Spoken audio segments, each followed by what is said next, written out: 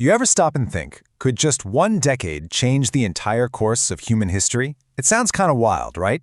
But that's exactly what seems to have happened between 500 and 490 BCE. I mean, in just 10 years, the very foundations of how we think, how we govern, how we believe, it was all forged in fire all across the world. So let's explore how these 10 years really did lay the blueprint for the world we live in today. In this quote, wow, it just perfectly captures the feel of that time. We're not just talking about armies marching or borders changing on a map. No, this was something else. It was this moment when somehow, at the same time, all across the globe, humanity just started looking inward. We started asking these huge questions about meaning, about purpose. What's our place in the universe? So it's really easy to picture the ancient world as this, patchwork of isolated civilizations that had no idea the others existed. But by 500 BCE, that just wasn't the reality anymore. What we had was a huge interconnected network for trade, for ideas, that stretched across entire continents. And really, it was all thanks to the stability that one single massive empire provided. It basically built the stage for this whole global transformation. All right, so let's get into it. The Great Persian Connector. And yep, that brings us to the Achaemenid Empire of Persia. You gotta understand, this thing was way more than just a military power. It was really the engine of globalization for its time. It created the actual physical roads and the administrative systems that allowed these brand new, world-changing ideas to travel. And the architect behind all this stability? A guy named Darius the Great. Now, he wasn't just another conqueror. He was an absolute genius as an administrator. Think about it. He inherited this sprawling, chaotic mess of a territory, dozens of different peoples, different languages, and he somehow masterfully engineered it all into this single, functional superstate, the biggest the world had ever seen up to that point. And here, you can really see the methodical genius of Darius at work. This wasn't just a series of random conquests, not at all. It was a very deliberate, step-by-step process. Each reform you see here, from the satrapy system to the royal road, it all built upon the last. It was all designed to create a system that could actually manage this incredibly diverse population. But these innovations, they were about so much more than just collecting taxes or moving troops around. I mean, the royal road, it basically became the information superhighway of the ancient world.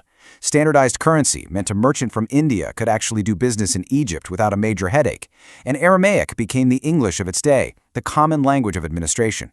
What's so wild is that these tools, designed for empire, accidentally created the perfect channels for a revolution of the mind. Okay, so let's head west. Revolt and reason. The Greek experiment ignites. See, here's the irony. This great, stable empire, it created the perfect conditions for rebellion. And way out on its western edge, in these restless Greek cities in a place called Ionia, the whole Persian system was about to face its first huge ideological challenge. And this spark would ignite a conflict that would literally define the West. And there it is, 499 BCE. The Ionian Revolt begins. The Greek city-states in Asia Minor, they rebel against Persian rule. But listen, this was so much more than just an argument over taxes. This was the first, really explosive clash between two completely different ways of seeing the world and two completely different ideas about how you should organize a society. So you've got this clash of ideologies. On one side, you have the Persian model, this massive universal empire run by a divine king, offering stability to all these different peoples. But then on the other side, you've got the Greek idea of the polis, the city-state. And it's messy, it's chaotic, but it's also incredibly dynamic, with citizens starting to actually participate in their own government. And this friction, this clash of ideas, it acted like a super collider for rational thought. It just accelerated everything. And yeah, even though he lived a bit after this decade, Pericles really came to symbolize the new ideal that was forged in the fires of this conflict, the citizen. Just think about that idea for a second. The idea that a person wasn't just a subject of some distant king, but was an active participant in the destiny of their own state. I mean, that was a totally radical concept, and it would become the absolute bedrock of Western civilization.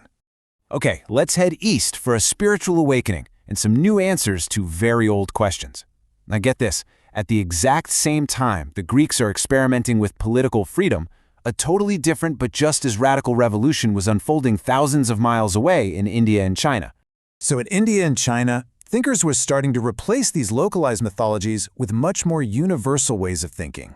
You could say that if the West was busy exploring external, political freedom, the East was embarking on this deep, inward journey to find spiritual and ethical freedom. People started searching for universal principles, ideas that applied to everyone, everywhere, moving way beyond the old tribal gods and local rituals. So in India, you have these Shramana movements really flourishing. These were basically radical thinkers, seekers, and ascetics who just stepped outside of the established religious system. They were arguing that, hey, spiritual truth isn't something you find in these elaborate rituals run by priests. No, it's found through a personal journey of self-discipline and looking inward. And it's out of this incredible spiritual energy that both Jainism and Buddhism would eventually be born. And at the absolute heart of their thinking was this revolutionary concept of karma. I mean, before this, your destiny was often just seen as whatever the gods decided. Karma was a total game changer. It was this universal law of moral cause and effect. It basically democratized destiny. It put the power right back into the hands of the individual. Your actions, your intentions, not some sacrifice you paid a priest to make. That's what shaped your fate. So what was the problem they were all trying to solve? It was this thing called samsara, this endless, repeating cycle of birth, life, death, and rebirth. And they saw this whole cycle as being defined fundamentally by suffering. So the goal then was pretty clear. You had to escape. And philosophy, self-discipline, those became the keys to unlock the cage and finally achieve ultimate liberation, what they called moksha. And this inward journey, it led to some truly profound ethical ideas. For instance, ahimsa, the principle of nonviolence toward all living things. I mean, think about it. In a world that was pretty much defined by conquest and animal sacrifice, the idea of nonviolence was absolutely radical. It wasn't just a nice suggestion. For followers of Jainism, it was a core vow to do no harm. And it extended moral consideration way beyond your own tribe or your own nation to include all living beings. Meanwhile, in China, the 100 schools of thought were blossoming, and they were trying to find a new moral and political order. A parallel awakening was absolutely exploding there. Philosophers like Confucius, for example, were maybe a little less focused on escape in the world and a lot more focused on how to perfect it. They were developing these really intricate ethical and political systems, all designed to create social harmony in a pretty chaotic time. All right, so let's bring these threads together. This decade is forging history, culminating in the Battle of Marathon and a whole new world. So you've got these three incredibly powerful currents all flowing at once: the Persian engine of empire, the Greek experiment in reason and politics, and the Eastern search for universal truth. So now, let's see how all of it converges at the very end of the decade in one single battle that would absolutely change the course of history.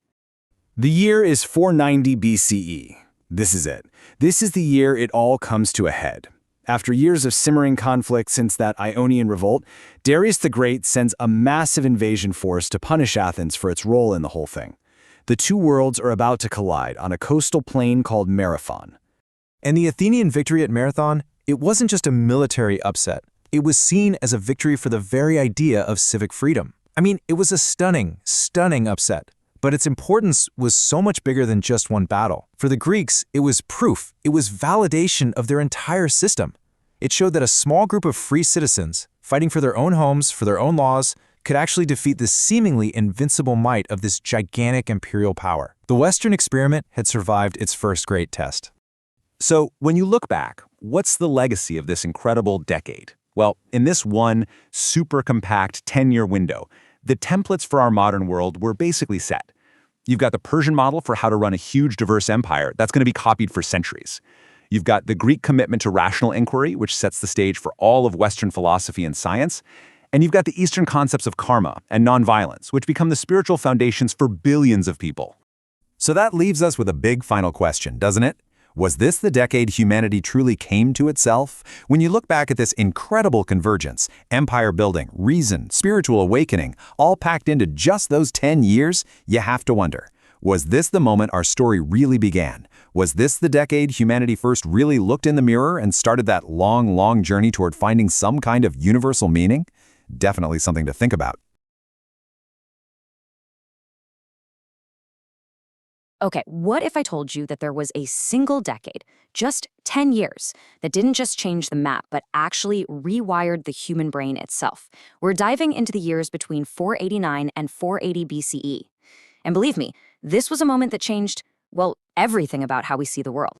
See, this isn't a story about battles and borders. Not really. It's about a total transformation in how we think.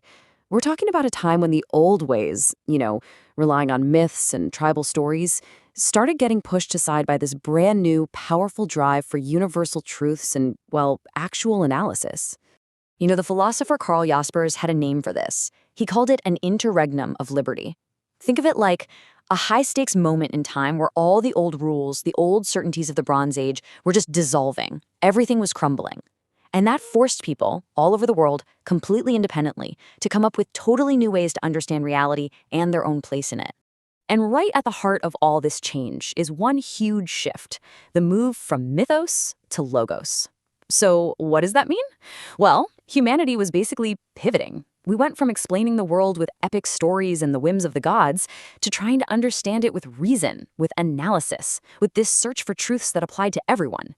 And honestly, that tension, that's what makes this whole decade so incredibly important. So where do we actually see this happening? Let's start in Persia. Now, under Darius the Great, the empire wasn't just grabbing land. No, they were trying to do something way more ambitious. They were trying to engineer a single, rational order for the entire known world. But it was a fragile thing. A huge revolt in Egypt showed just how fragile. And then, when Darius dies, all of that immense pressure holding this grand vision together, it all lands right on his son, Xerxes. And here's the thing. Darius didn't build this empire with just swords and spears. He built it with radical ideas. Think of it like a kind of administrative architecture. He brought in a standardized gold coin, the daric, to make commerce work across continents. He set up the royal cubit, so weights and measures were fair for everyone. And maybe most incredible of all, he had a no-slave policy at his capital. Workers were actually paid a wage. This was logos. This was reason applied directly to running a massive empire. Okay, so while Persia is busy trying to organize the outside world, something just as revolutionary is happening over in the East. But this revolution, it was focused on the inside world. You go to places like China and India, and the big thinkers there, they weren't building empires of land. They were building empires of the self. They were trying to completely transform human behavior with philosophy and ethics. So in China, you've got all this political chaos, and out of it explodes the 100 schools of thought.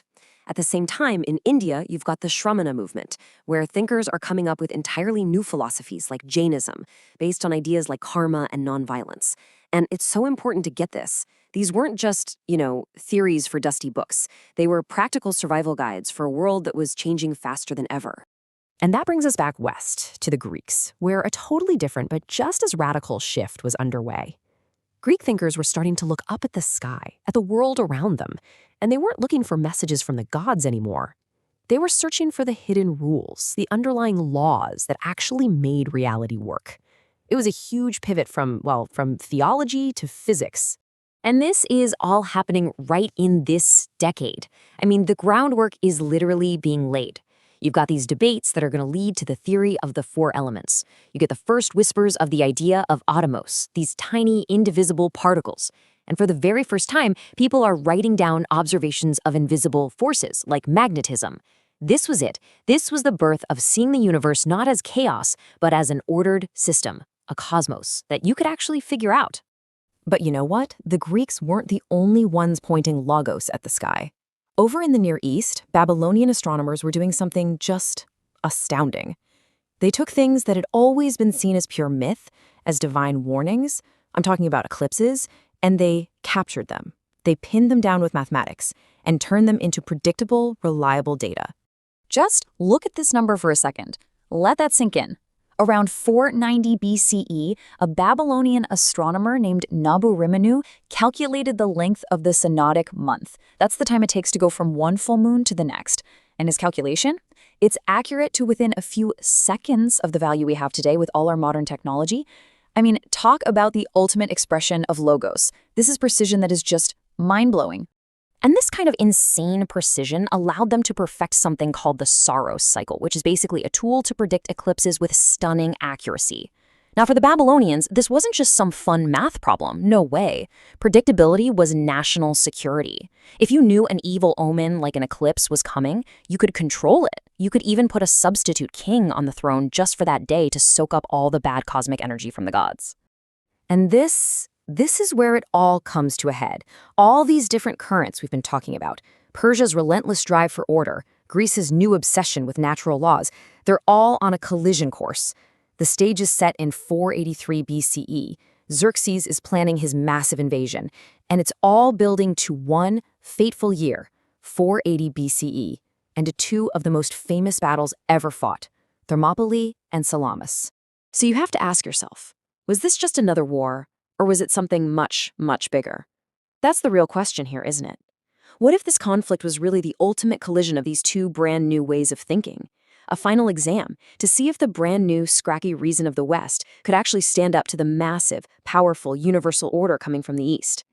So when you pull back and look at the big picture, you can see this one decade really changed humanity in three huge ways. First, it made virtue personal. It moved morality from being about the tribe to being about you, the individual. Second, it standardized reality. It took a messy, chaotic world and used systems and math to make it predictable. And third, it put logic on the throne. It was that final decisive leap from myth to reason.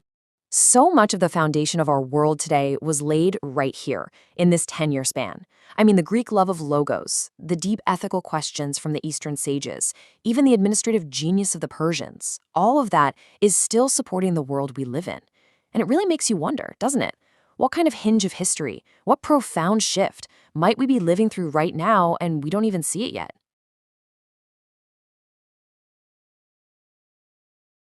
You ever wonder if history has these pivot points? These moments where everything just changes?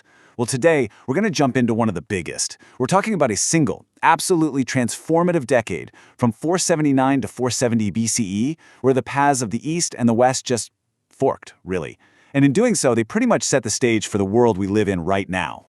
So yeah, let's unpack this quote a little, because it really nails the drama of what we're talking about. See, this isn't just a story about battles and kings. It's much bigger than that. It's about a fundamental shift in how people thought, in human consciousness itself. In this one decade, you have a massive military conflict just end. And at the same time, one of the most influential thinkers the world has ever known passes away. It created this huge vacuum, right? And what rushed in to fill it was a total explosion of new ideas. So, 479 BCE. That's our ground zero. It's the perfect starting line for this whole story. It's like this one year slammed the book shut on an old world order.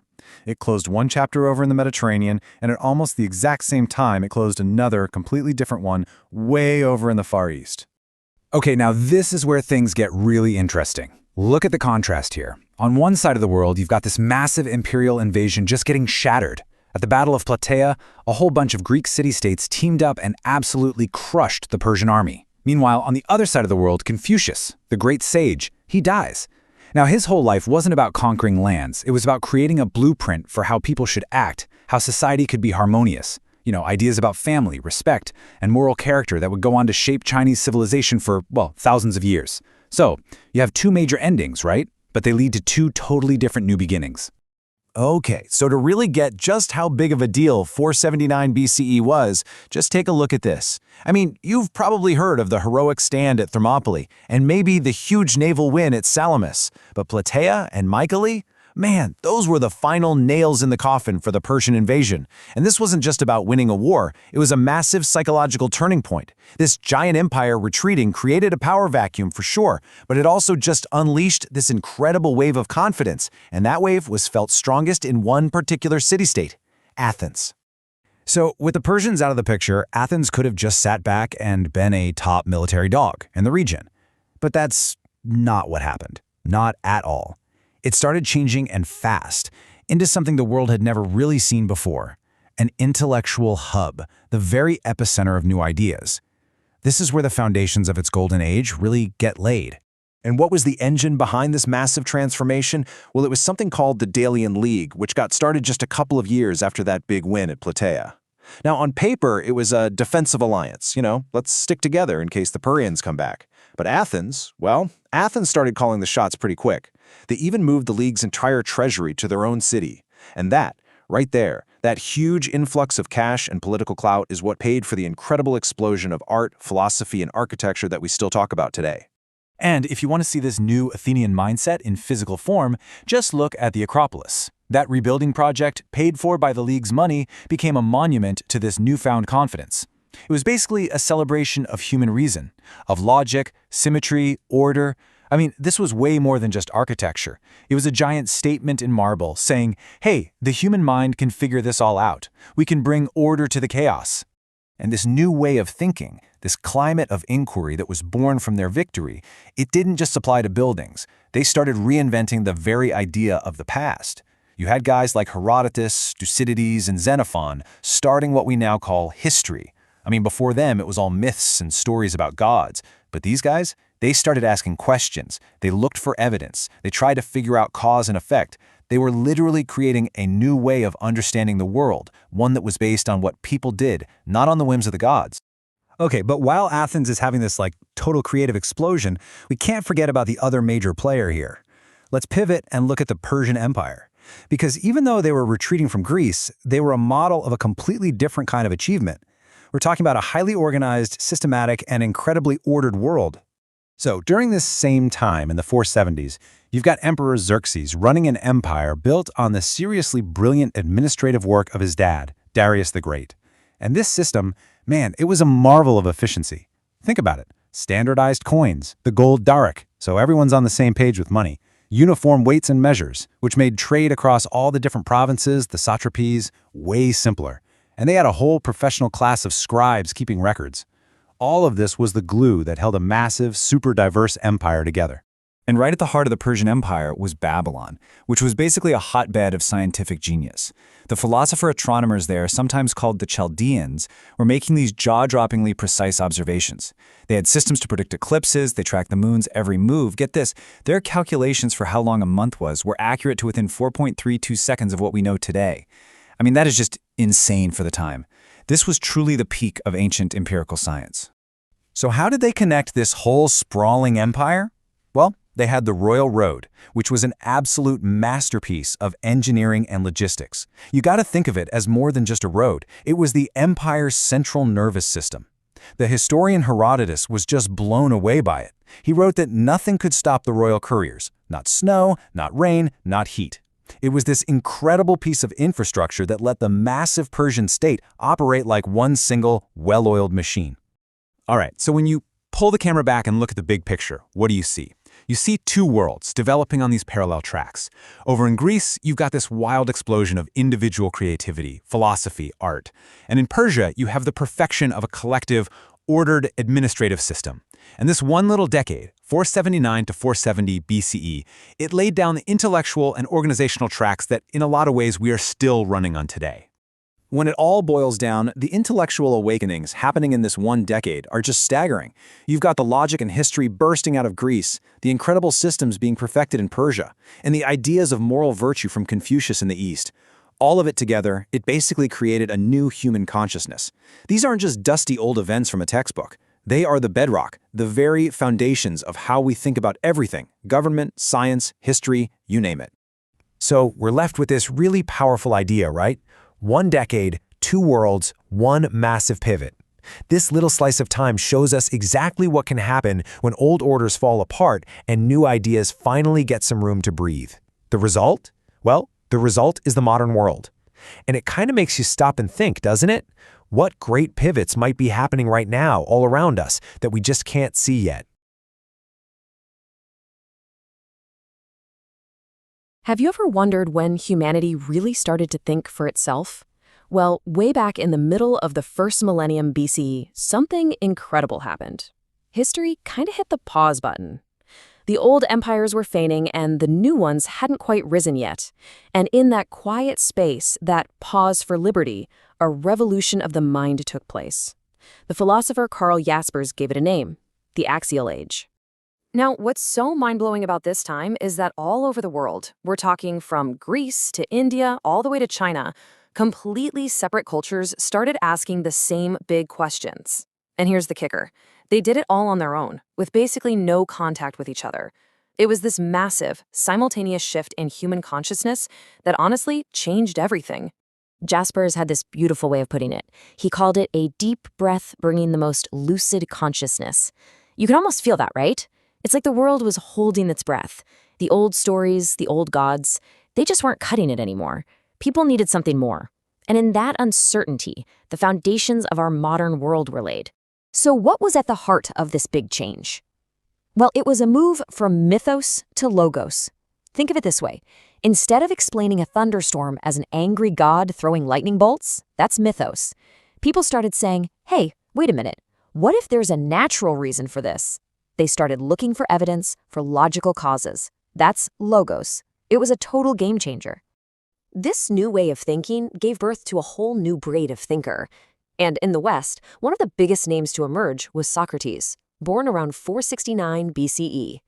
Now, this guy wasn't just some philosopher stroking his beard. Oh no, he was a radical, a true disruptor who walked right into the heart of Athens and started questioning everything. You see, Socrates was going up against the popular teachers of his day, the sophists. You could think of them as these super slick consultants who taught you how to win any argument, for the right price. They cared about rhetoric and looking smart. But Socrates, he was all about philosophia, the actual love of wisdom. He argued that what really matters isn't winning debates, but understanding yourself and becoming a good person. It was a true moral revolution. And here's where it gets really wild. This wasn't just a Greek thing. At the exact same time, on the other side of the world, China was having its own intellectual explosion, known as the 100 Schools of Thought. You had all these brilliant thinkers, just like Socrates, trying to figure out the deepest truths of the universe, what they called the Tao. It's absolutely amazing. So you have to ask, how? How did this happen in all these different places at the same time? Well, a huge piece of the puzzle was the Persian Empire. This massive, well-organized empire created a vast zone of peace and stability. It was the perfect incubator for these revolutionary new ideas to travel and spread. I mean, look at this. By 465 BCE, the Persian Empire was basically the engine of the Axial Age. Their satrapy system let local cultures keep their own customs. The royal road was like an ancient superhighway for trade and communication. They even had a standard currency and a no-slave policy with paid labor. This whole system created this incredible network where not just goods, but world-changing ideas could flow freely. And because of that stability, those ideas really took off. In the mid-460s BCE, especially in the East, you see what some call a great leap of being. In India and China, the focus started shifting away from just big, collective rituals for the group's survival. Instead, it turned inward, toward individual virtue and personal enlightenment.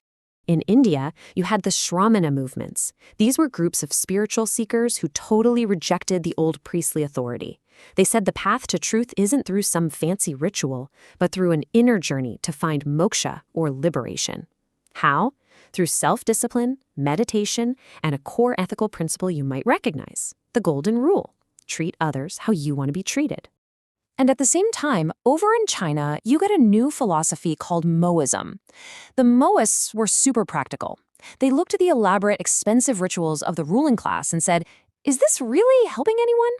They argued for a more logical, ethical way of life, all built around a principle of active nonviolence. Again, you see that same pattern, questioning tradition and searching for a better, more rational way. This revolution wasn't just about philosophy either. It turned inward, literally into the human body. Back in Greece, around 460 BCE, thinkers like Hippocrates started applying this new logic to medicine. For the first time, people began to see sickness not as a curse from the gods, but as something with a natural, logical cause. This was the birth of Western medicine as we know it. And it led to ideas like the four humors theory. The idea was that the body was made of four basic fluids: blood, phlegm, black bile, and yellow bile, and that being healthy meant keeping them in balance.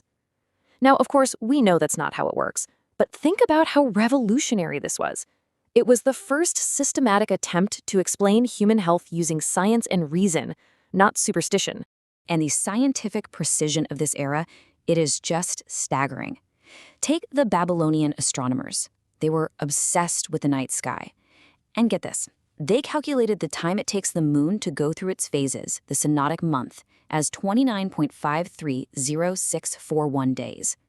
Our modern satellites and computers put that number at 29.530589 days. They were off by mere seconds. It's unbelievable.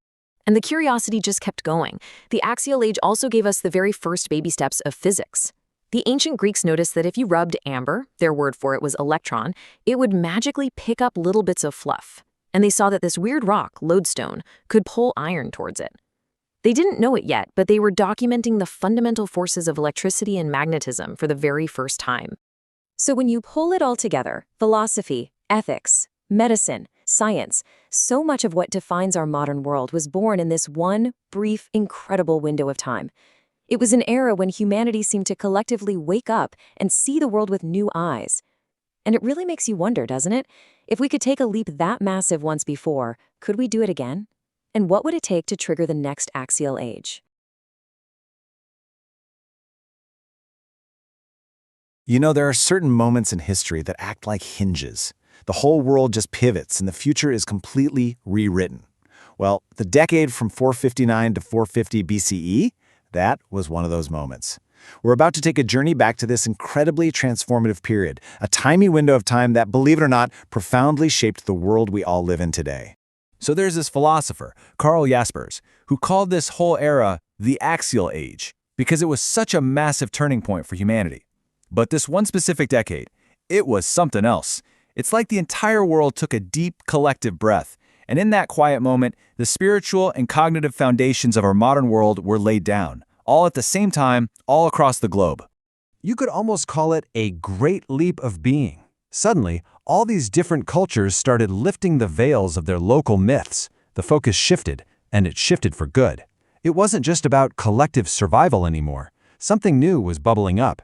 Individual ethics, the power of human reason, and this deep, personal search for meaning. Now, this whole intellectual revolution didn't just happen in a vacuum. The world was already buzzing. I mean, you've got Pericles rising in Athens, kicking off a golden age. You have Ezra leading people back to rebuild Jerusalem. Over in Rome, they're writing down the law for everyone to see. These political shifts weren't just happening on the side. They were creating the perfect storm for this explosion of new ideas. And right at the heart of the Mediterranean world, you had Athens. During this decade, it became the undisputed hub for art and intellect. It was like a shining laboratory where new ideas about society and rational thought could be experimented with. The really big change here was how people were thinking. It was a move from mythos, myth, to logos, which is reason.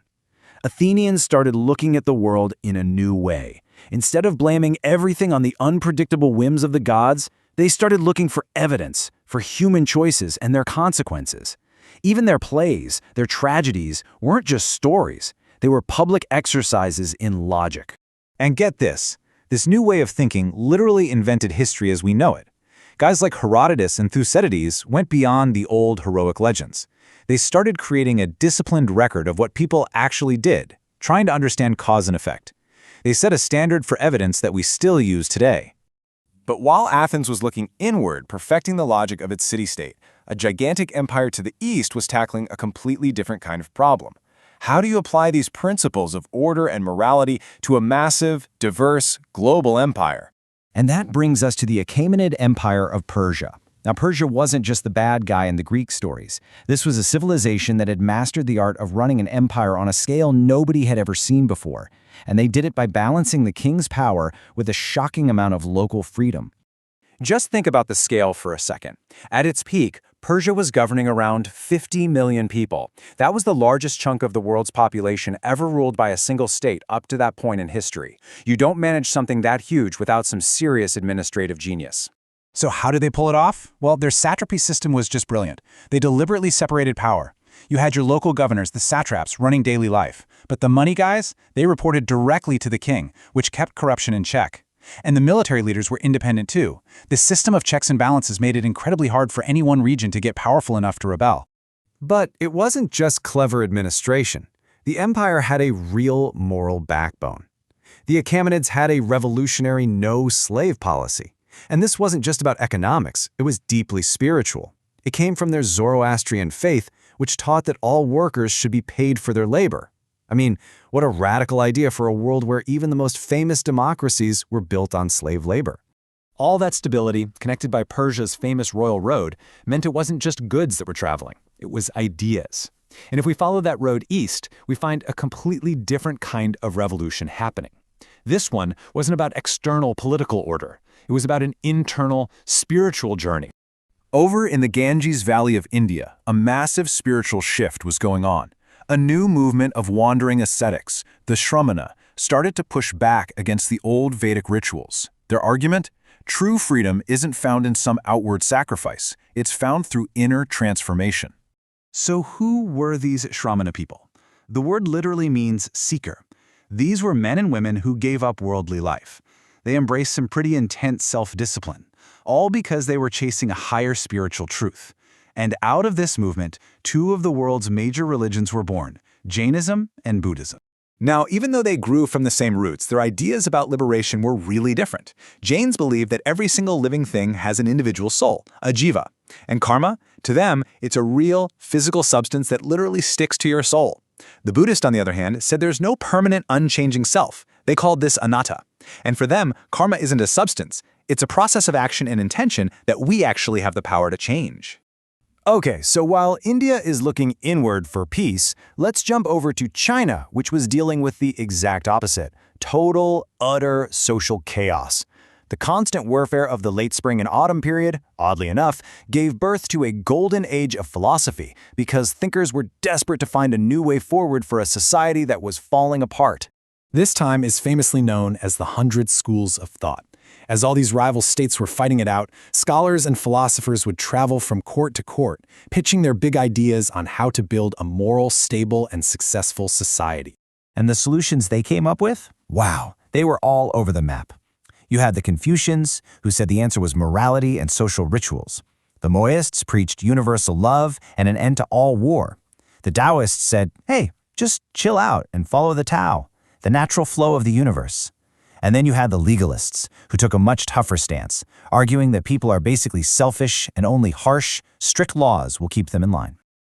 Are you starting to see the pattern here? All across the world, there's this shared hunt for some kind of underlying order. And this philosophical search for a reliable way to organize people was starting to connect with a new kind of curiosity, a desire to figure out the equally reliable laws that govern the universe itself. And this is the final crucial piece of the puzzle. This new, clear-eyed consciousness of the 450s BCE also sparked the dawn of empirical inquiry. For maybe the first time, studying the natural world started to move away from folklore and myth and toward evidence, observation, and cold, hard numbers. I mean, look at what was happening. In Greece, you have Empedocles proposing that everything is made of 4 elements: earth, air, fire, and water, a theory that would dominate science for 2,000 years. Over in Babylon, astronomers are using complex math to predict eclipses. And the Pythagoreans? They drop a bombshell. They claim that numbers are the underlying truth of the entire universe. So if we boil it all down, we can really see 3 massive shifts that define this one decade. A cognitive shift, moving from myth to logic. A behavioral shift, moving from just surviving as a group to focusing on individual ethics. And a political shift, moving from simple tribalism to complex states run by law. And the thing is, none of this is just dusty old history. The pursuit of wisdom in Athens, the spiritual seeking in India, the search for ethical government in China, the administrative tolerance of Persia, these are the actual living blueprints that our modern world is built on. Which leaves us with one last big question. In that one unbelievable decade, did humanity just learn how to think more clearly? Or, for the very first time, did we learn to see ourselves as a conscious, thinking part of a vast, interconnected, and orderly universe? Have you ever stopped to wonder when we, as a species, really started to think the way we do now? I mean, not just about surviving, but about things like justice, our purpose, the very fabric of the universe. Well, we're going to dive into that because there's this absolutely remarkable 10-year window in history from 449 to 440 BCE that you could argue planted the seeds for our entire modern world. Historians sometimes call this time a monumental interregnum, which is just a fancy way of saying a huge, important pause. But it wasn't an empty pause, not at all. It was more like the world taking a deep breath, holding still just long enough for a completely new kind of human consciousness to take root and really start to grow. The old ways of seeing everything were beginning to lift, kind of like a fog. And this right here, this captures the absolute core of that shift. It was a move from mythos to logos. So on the one hand, you have mythos, The world explained through epic stories, powerful gods, myths, and legends. It's how humanity made sense of the world for thousands of years. But then, on the other hand, you see the rise of logos, this brand new confidence in human reason, in logic, in evidence, and in this hunt for universal principles to explain our reality. It was a total revolution in thinking. And this quote just nails it. A great leap of being. I mean, think about that for a second. For pretty much all of human history, the main question was, how does our tribe survive? But suddenly, the most important questions became things like, how should I, as an individual, live a good life? What are my personal duties? What does it mean to be virtuous? The focus literally turned inward. So this great leap happened on three main fronts. First up, the cognitive shift. Instead of explaining a solar eclipse as some giant dragon eating the sun, thinkers started looking for predictable, natural causes. It was the birth of seeing the world not as some divine drama, but as an ordered system that we could actually figure out. Second, there was a massive behavioral shift. The focus moved away from just following ancient tribal rules to a conscious, personal pursuit of inner transformation. This idea that you, as an individual, had moral responsibility, that your own choices defined your character, that became an incredibly powerful new force in the world. And finally, the political shift. Loyalty wasn't just about your bloodline or your tribe anymore. New, much bigger ideas started to form, the logic of the democratic city-state, where all citizens were bound by the same laws, and the concept of huge, multi-ethnic empires, held together not by kinship, but by administration and a shared civic order. Okay, so let's see how this all actually played out on the ground, using this one incredible decade as our map. And this timeline, it isn't just a list of dates. Think of it as a chart of this new consciousness just exploding into reality, in politics, in law, in art, and in science. It all really kicks off in 449 BCE. The Peace of Calais officially ends the gigantic, decades-long Persian Wars. Now, why is this such a big deal? Because with that huge existential threat finally gone, Athens could turn all of its energy and resources inward. It could focus on philosophy, on art, on rebuilding, and on asking what it really meant to be a citizen. Peace created the space for thought. And get this, in that exact same year, hundreds of miles away, Rome does something just as revolutionary. They publish the 12 Tables. For the very first time, the law isn't some secret knowledge that only the powerful have access to. It's written down on bronze tablets and stuck right in the public forum for everybody to see. It is logos applied to society itself, clear, universal, and open to all. But the real hotspot, the most concentrated crucible for all this new thinking, was without a doubt Athens. Under the statesman Pericles, the city became a super magnet for the brightest minds of the age. It was a full-blown laboratory for democracy, philosophy, and art, a true Enlightenment period. And nothing illustrates this new spirit better than this. In 447 BCE, work starts on the Parthenon. Just look at it. It's so much more than a temple. Its perfect proportions, its mathematical harmony, its celebration of the human form. This is a logos carved into solid marble. It's a monument to the power of human reason and the democratic ideals that made it possible. And the thinking just got bolder and bolder.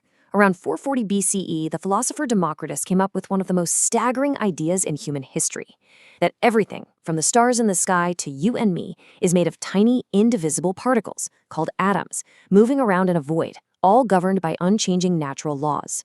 No gods pulling the strings, no magic, just matter and logic. It's a purely rational explanation for, well, everything. So here's the crucial takeaway. You can really see that profound internal shift right here. We're moving from a world that was all about the tribe, about sticking to tradition, about mythic explanations for everything, to a world where the individual, with their ability to reason and their personal quest for virtue, is now taking center stage. And what's truly mind-blowing is that this wasn't just happening in the Mediterranean. This was a global awakening. Over in India, you had movements giving rise to new philosophies like Jainism and Buddhism, all fundamentally focused on individual action, on karma, and personal liberation.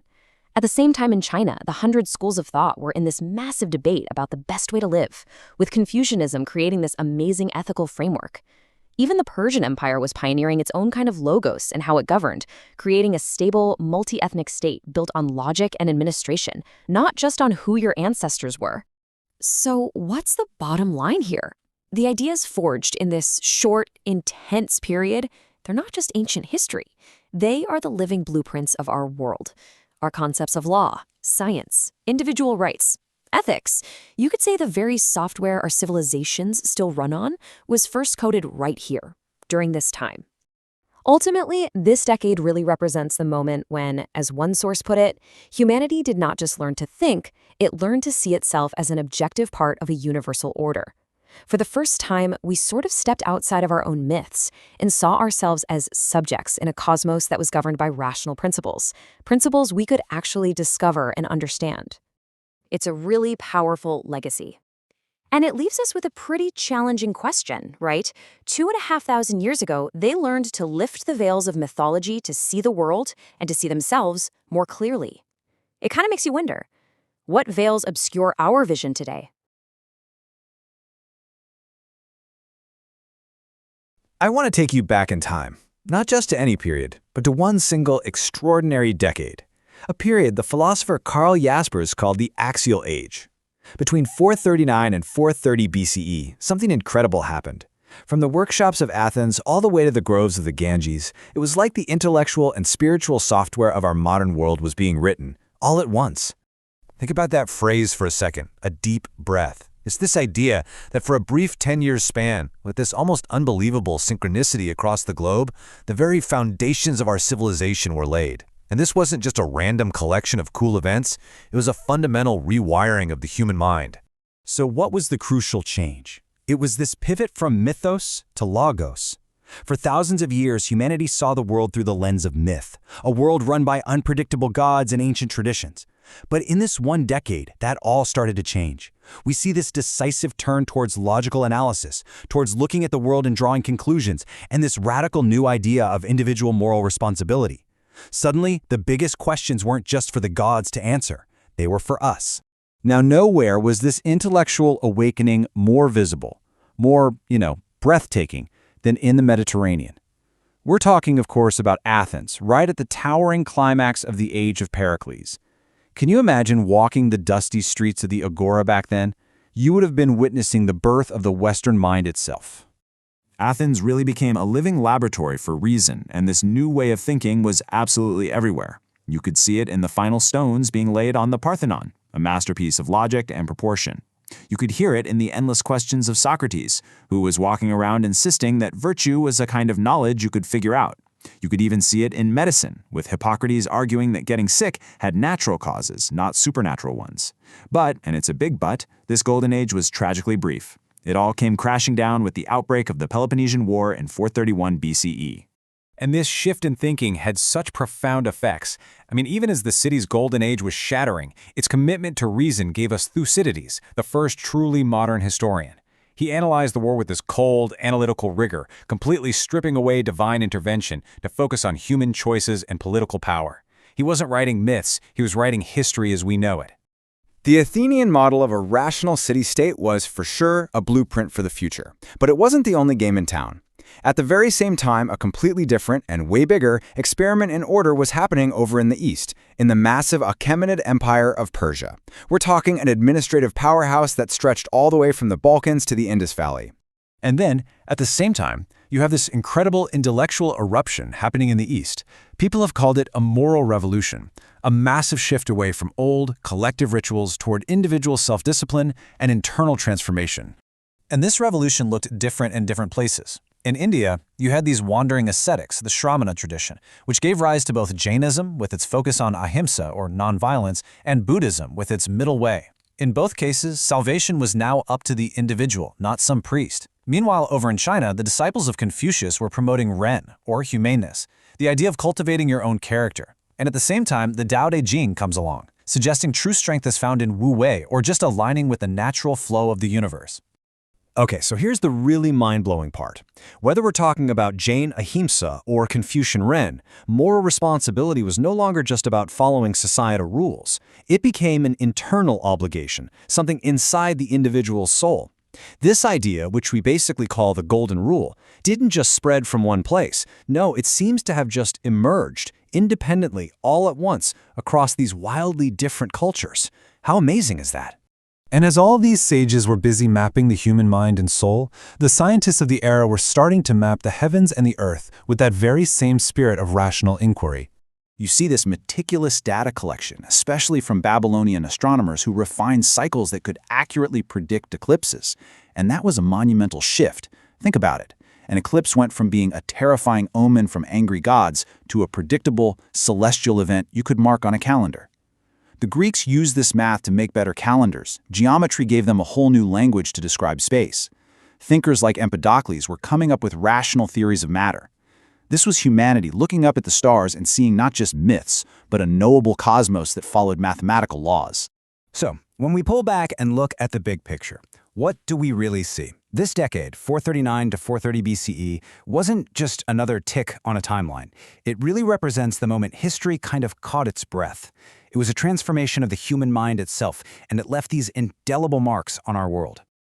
This decade left us with three profound legacies, and they really are the bedrock of our modern world. First, you get intellectual autonomy, the radical idea that philosophy and science could exist on their own separate from myth. Second, you get a new kind of universal ethics, centered on individual moral responsibility. And third, you start to see a new kind of global connectivity, as these huge empires and their trade routes began to link East and West.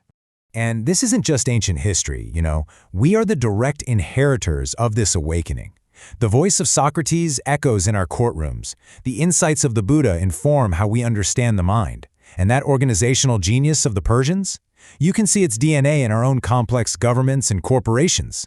It's a really powerful reminder that the big questions we wrestle with today about reason, about ethics, about our place in the universe, they aren't new.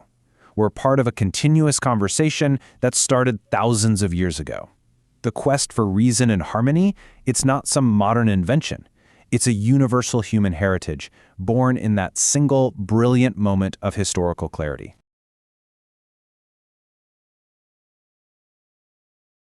Some decades just pass. They're just a collection of years. But others, they're like keystones in the entire arch of human history. We're about to dive into one of those keystones, the decade from 429 to 420 BCE. This wasn't just another 10 years on the calendar. It was a critical moment, a huge pulse in what historians call the Axial Age. Think of this era as a powerful interregnum, a sort of gap between two different worlds. It's the moment when, as the philosopher Karl Jaspers put it, that strange veil covering older cultures finally started to lift. And in these 10 short years, the very blueprint of how we think, our consciousness, was being fundamentally redrawn. So what makes this decade so unbelievably important? It's the moment we see a global, irreversible shift from mythos to logos. Mythos, that's the old way, explaining the world through myths, stories, and the will of the gods. But logos, that's the structural application of reason, of cold, hard analysis. All across the world, humanity began searching for universal laws to replace the old certainties that were, frankly, starting to crumble. To really get a handle on this shift, we need to see the world as it was, right on the brink, in 429 BCE. From the Mediterranean all the way to East Asia, different civilizations were facing their own unique crises, and each one was about to contribute something to this massive planet-wide transformation. Okay, let's start in the Mediterranean. Athens should have been at the top of its game, right? The Golden Age? But it was collapsing. It was being squeezed by two massive crises, the devastating Peloponnesian War against Sparta and a horrific plague that was tearing through the city. Then, in 429 BCE, its leader, Pericles, dies. This created a massive power vacuum that forced a radical change in thinking, away from faith and towards the brutal, cold, hard facts of survival. Meanwhile, over in the Near East, the Persian Empire was this incredible model of stability. Thanks to the blueprints laid down by Darius the Great, we're talking standardized money, weights, measures, a whole system of governors. You had this huge, orderly empire. It was a functioning example of what you could call the logic of the state, and it served as a kind of bridge between East and West. And if you go even farther east, China was in total chaos. The Warring States period was exactly what it sounds like, a time of constant conflict. But here's the amazing thing. Out of that very chaos came the 100 schools of thought. You had these brilliant scholars traveling from state to state, basically acting as intellectual engineers, designing completely new ethical and political systems just to help people survive. And then, in South Asia, a quieter revolution was taking place. The Shramana tradition was bubbling up. These were independent spiritual seekers who were rejecting the old authority of the Vedic priests and their rituals. Instead, they were mapping out a new internal frontier, a spiritual blueprint based on individual discipline, personal virtue, and the laws of cause and effect. So, while this quiet revolution of the soul was happening in India, the crisis back in the Greek world was, well, anything but quiet. It was a crucible of war and plague, especially in Athens. The sheer scale of the disaster, both political and biological, forced the birth of something new, a cold, clinical form of reason. When the gods didn't answer, the Athenian mind turned to the tangible logic of the human body and the mechanics of the state. And you can see this new thinking perfectly in how they started to record history. Before this, you had historians like Herodotus, who was basically a master storyteller, weaving history into this grand mythic tapestry. But in this decade, a guy named Thucydides comes along and introduces the rigor of generalship documentation. For him, history wasn't a story, it was a political lab. He completely ignored divine intervention and focused on a cold, hard analysis of power, psychology, and what makes people tick. This new logic went right down to the bone. You have Hippocrates codifying clinical observation, systematically rejecting the idea that disease was caused by angry gods. At the same time, Alcmaeon of Crotona was pioneering anatomy. Through actual dissection, he figured out that the brain, not the heart, was the command center of human intelligence. Essentially, they replaced the magic of the temple with the logic of the laboratory. So you can see this intellectual earthquake shook every part of Athenian culture. In history, you go from divine intervention to empirical evidence. In medicine, you go from divine wrath to clinical observation and realizing the brain is in charge. Even in drama, playwrights like Euripides and Sophocles started writing characters who weren't just puppets of fate anymore. They had agency, they made choices, they dealt with complex ethical dilemmas. Athens was literally writing a new operating manual for reality. But here's where it gets really interesting. While the Greeks were mastering this external biological logic, something very similar was happening thousands of miles away. As Athens looked outward to dissect the world, the thinkers of India were turning inward to dissect the very mechanics of the soul. This samsaric shift was built on a kind of new spiritual physics. Three big ideas came into focus. First, ahimsa, or nonviolence, the basic logic that hurting someone else actually destabilizes your own soul. Second, karma, this universal law of cause and effect, where your actions become the building blocks of your future. And finally, samsara, the idea that life is a repeating cycle, which meant you needed a blueprint, a path to liberation, or moksha.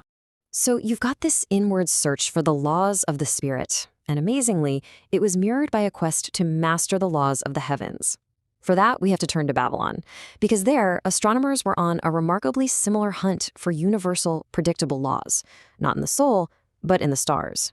By about 420 BCE, the Babylonian astronomers were no longer just watching the sky. They were becoming mathematical engineers of time itself. They developed this revolutionary thing called System B. It was a mathematical framework that, for the very first time, figured out that things like the moon moved at variable speeds. I mean, that was a huge leap forward. And with this new math, they could suddenly predict incredibly complex patterns. They could now accurately forecast things like the Saros cycle. That's the 18-year pattern that governs when eclipses happen. The cosmos was no longer just some grand divine mystery. It was starting to look like a solvable equation. So what do you get when you put it all together? The clinical reason born in Athens, the causal logic of the soul in India, the mathematical prediction of the heavens in Babylon. These were not just random, isolated events. They were all part of a single, collective, cognitive transformation of our entire species. I mean, think about the arc of this one decade. In Athens, Pericles dies, and it forces this pivot to cold, hard logic, which they use to map everything from war to the human body. In India, the logic of karma solidifies into a new spiritual physics. In Babylon, astronomers start to decode and predict the heavens. In just 10 years, that global shift from mythos to logos became permanent. There was no going back.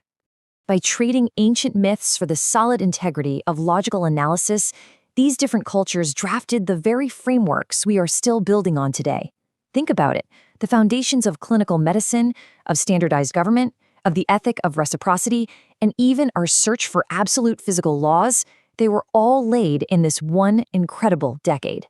So, the 420s BCE weren't just a blip in time. They were the moment humanity really truly looked itself in the mirror of reason and, for the first time, began to consciously design its own destiny. And that leaves us with a final thought.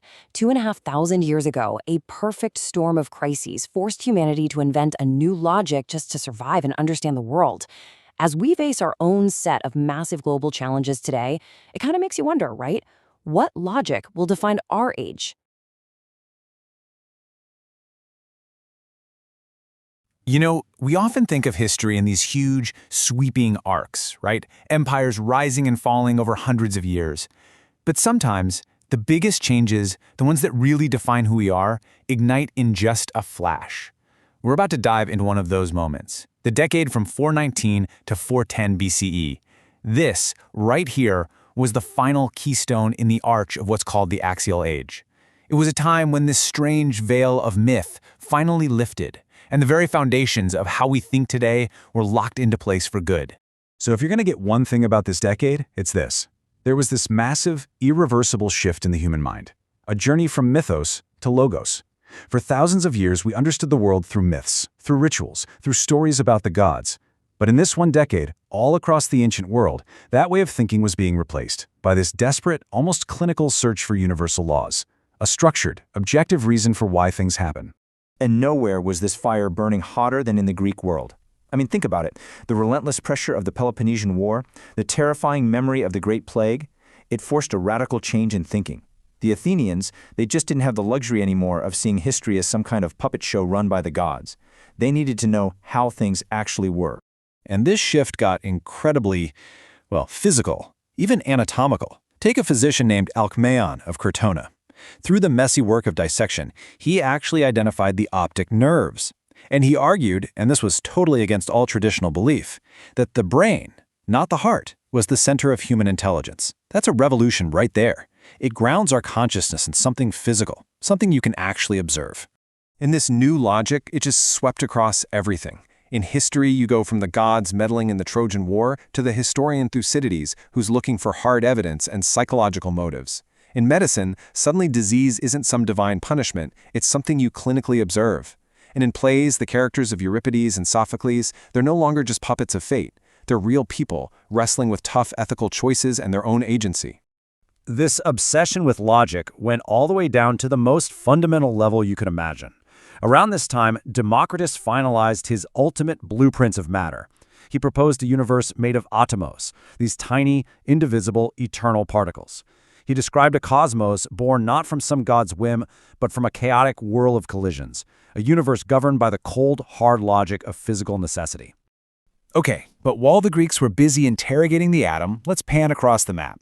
Over in the Persian Empire, they were perfecting a totally different kind of logic, the logic of the state.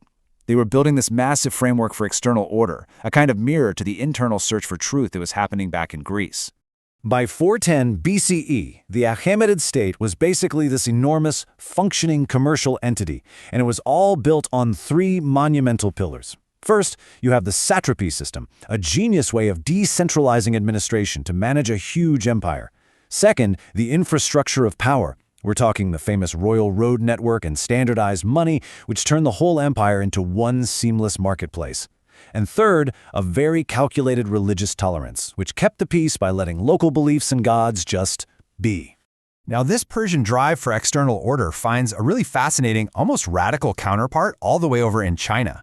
The 410s BC, they were a time of utter chaos and confusion. It was the Warring States period, and out of this chaos came this incredible marketplace of ideas called the 100 Schools of Thought, with scholars basically traveling around trying to design new ethical systems just to help society survive. And right in the middle of this, a philosopher named Mozi steps up to challenge the old traditions of Confucius. He looked at society with the logic of a craftsman. He introduced this idea of FA, objective behavioral standards, as clear and reliable as a carpenter's compass or a mason's square.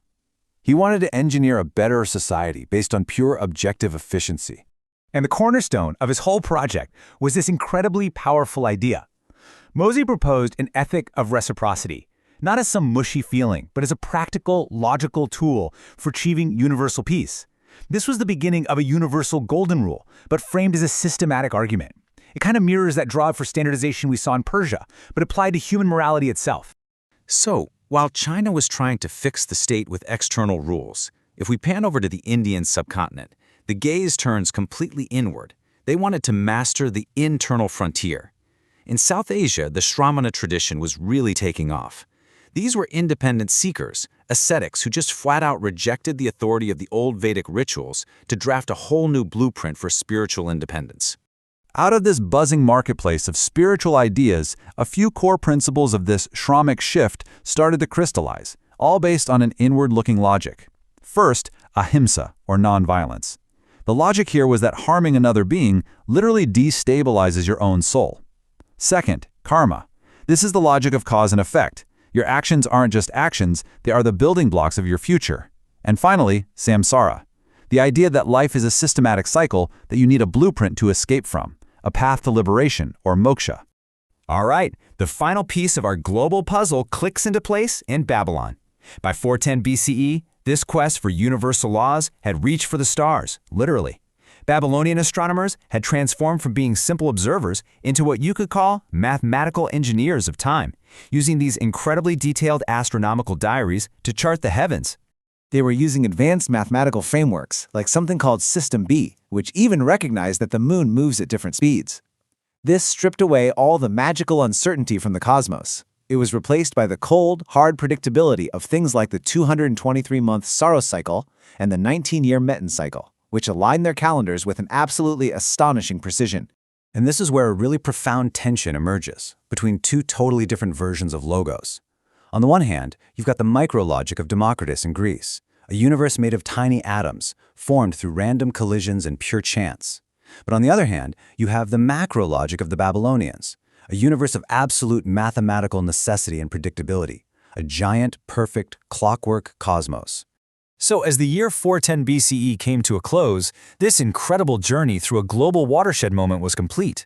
This decade, it really was the point of no return, the moment the scaffolding of human reason was locked into place, and the transition from mythos to logos became permanent.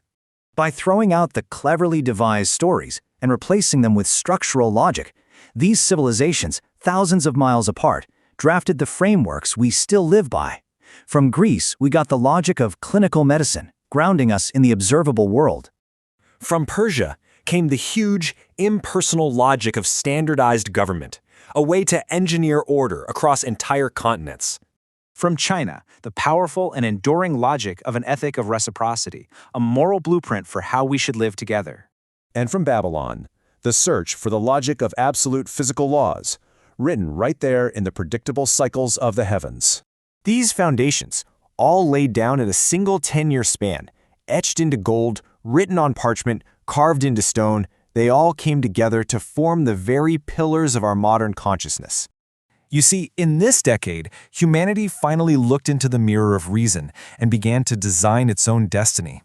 The strange veil was gone, the blueprint to the modern mind was complete, and the question left for us is the one that has been echoing ever since. All right, let's dive into a truly remarkable decade. We're talking about the closing years of the 5th century BCE. And you have to imagine, the world was, well, it was on a threshold. All the old certainties were collapsing, but the classical world that we think of, it hadn't been built yet. It was this incredible moment of change filled with radical new ideas. So we're zeroing in on this specific slice of time between 410 and 400 BCE. And this is when humanity really hit a crescendo. It was this pivotal moment, a time of this deep intellectual and spiritual awakening that, and this is the amazing part, it unfolded all across the globe.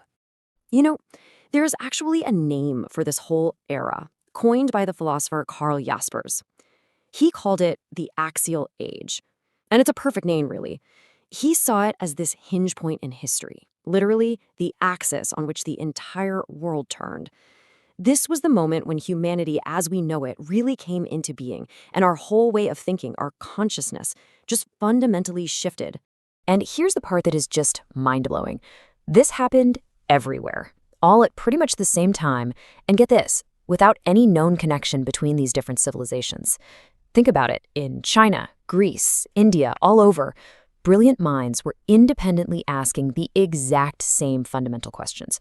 Questions about existence, morality, what the universe is all about. Okay, so let's start our journey in India, because this is where the big questions started to turn inward. Thinkers there weren't just looking up at the stars and asking about the cosmos. They were looking inside, asking about the human soul. And this was a huge, profound shift. It was all about understanding the consequences of our own actions. This whole idea of internal moral accountability. And what you see in this period is just this explosion of competing ideas. I mean, you have these thinkers called the Six Heretical Teachers, and they were really shaking things up, challenging all the old traditions with these radical new philosophies. Can you just imagine the debates going on? You had some people arguing there's no spiritual reward or punishment at all. Others were saying, nope, it's all predestined. Then you had materialists who claimed, look, death is just the end. It was this incredible, vibrant, even messy marketplace of new concepts. Now, out of all this intellectual ferment, Jainism comes along and articulates this incredibly powerful concept, karma. But listen, this isn't the kind of vague, what goes around comes around idea we have today. For them, karma was a literal, physical residue, like a sticky dust that clings to your soul with every single thing you do. And the only way to clean it off was to take these 5 great vows, the most famous one being ahimsa, which is this really radical commitment to nonviolence toward every single living thing. So, what's the big takeaway here? The really crucial point is that this period in India gave birth to an idea that you've definitely heard of, the ethic of reciprocity, or what we all call the Golden Rule. It was taking shape right here, at the very same time people were debating it over in the West. I mean, that's not a coincidence. It signals this massive global shift in how we, as a species, even thought about morality. Okay, so just as India was looking inward, deep into the soul, let's travel halfway across the world to Babylonia. Because while one group was looking in, another was looking out, way out, to the heavens. It's like the ethical questions of the East were being perfectly mirrored by the scientific questions of the West. Right, so in the observatories of Babylonia, you had these guys, the Chaldean astronomers. They were basically priest scholars, and they were obsessed with meticulously charting the stars. And they achieved something just extraordinary. A school of thought, led by an astronomer named Kidanu, developed something we now call System B. And what was it? A purely mathematical method for predicting how the moon and planets would move. No gods, no myths, just math. Just how good were they? I mean, really? Well, get this. Their calculation for how long it takes to go from one full moon to the next, it was so precise it was only off by 4.32 seconds compared to what our modern satellites tell us today. That is absolutely stunning accuracy. And it was all built on centuries of just collecting data, night after night. An achievement that nobody would surpass for almost 2,000 years. But look, this incredible astronomical leap wasn't just about crunching numbers. It was part of that huge global transition we've been talking about. Humanity was moving away from mythos, explaining the world with stories about gods and myths, and toward logos. That's explaining things using reason, observation, and natural laws. Suddenly, the universe wasn't just this chaotic playground for unpredictable gods anymore. It had rules. And this shift wasn't just happening in astronomy.